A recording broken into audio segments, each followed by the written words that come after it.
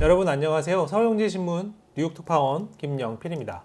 우크라이나에서의 전쟁이 길어지고 있는데요. 당초 개전 후 며칠 후면 러시아가 우크라이나를 장악할 수 있을 것이라는 예측과 달리 우크라이나 정부와 국민들의 거센 항전이 이어지고 있습니다. 많은 우크라이나인들이 결사항전을 하고 있다 보니 러시아도 주춤하고 있는데요. 미국과 서방의 대러시아 제재도 강화되고 있습니다. 이제는 민간 기업들도 나서서 러시아에 대한 제재를 하고 있는데요. 비자, 마스터카드 같은 금융사부터 의류업체, 전자회사, 그리고 자동차 회사까지 러시아 제재가 강화되고 있습니다. 러시아가 적지 않은 타격을 받을 것으로 보이는데요. 이 중에서 가장 중요한 것이 바로 러시아 에너지 수출 제재 카드입니다. 아직은 이루어지지 않고 있는데 이게 뭐냐면 러시아가 현재 원유와 천연가스 등을 수출해서 외화를 벌어들이고 있습니다. 우크라이나 전쟁, 즉 우크라이나를 침공하고 있는 와중에도 계속되고 있는 것인데요. 이 길을 막겠다. 그래서 러시아에 대한 경제 제재를 최고 높은 수준으로 끌어올리겠다.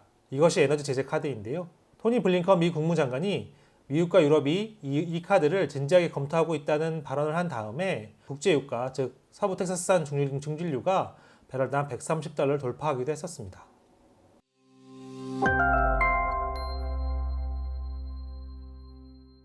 일단 기본적으로 전 세계에서 통용되는 유가의 기준처럼 여겨지는 것이 WTI와 북해산 브렌트유인데요.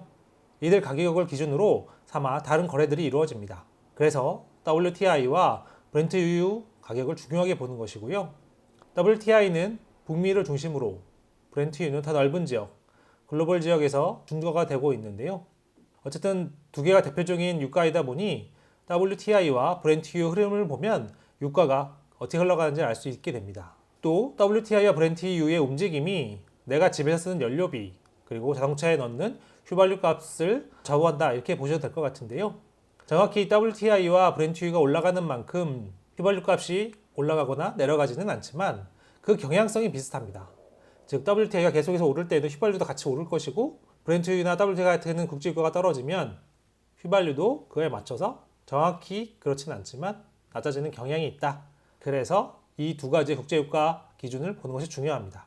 중요한 것은 국제유가가 오르면 기업 입장에서는 비용이 커져서 투자를 줄이게 되고 소비자들은 제품 가격이 비싸지니까 소비를 줄일 수밖에 없게 됩니다. 특히 휘발유 값이 많이 오르게 되면 수입이 딱 정해져 있는 가게 입장에서는 다른 소비를 줄일 수밖에 없는데요.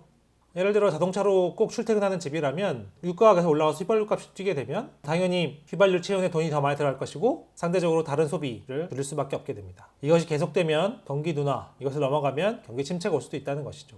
현재 월가에서 걱정하는 스태그플레이션, 즉 경기 둔화 속 물가 상승의 주요 이유 가운데 하나가 바로 유가입니다. 유가가 계속해서 오르면 결국 경제에는 큰 부담인데요.